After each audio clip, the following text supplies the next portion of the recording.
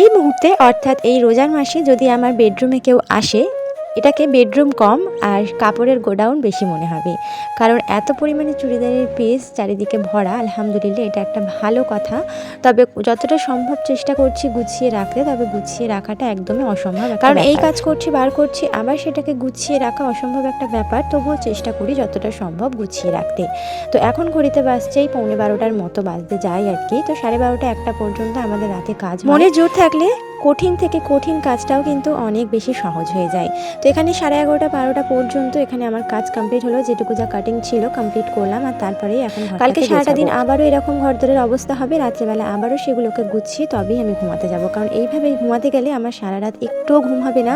মনে হবে কখন সকালটা হবে আর কখন বেডরুমটা গোছাবো। সেই জন্যই কিন্তু রাত্রেবেলা চেষ্টা করি অন্তত যতটুকু পারি গুছিয়ে রাখতে। শোকেশের ভেতরে, পালঙের ভেতরে সব দিকে খালি চুড়িদারের পিসে ভরা।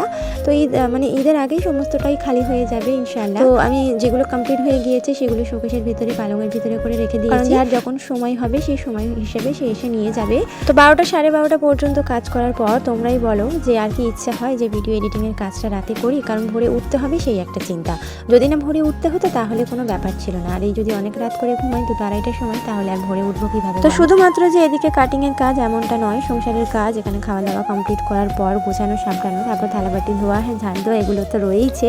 তো রোজার মাসে আমার কাছে মনে হয় কাজের পরিমাণ আরও বেশি পরিমাণেই বেড়ে যায়, কারণ আমাদের ইফতারের খাওয়া দাওয়া, তারপর রাতের খাওয়া দাওয়া, রান্না বান্না, এগুলো নিয়ে কিন্তু আরও বেশি পরিমাণেই সময়টা চলে যায়।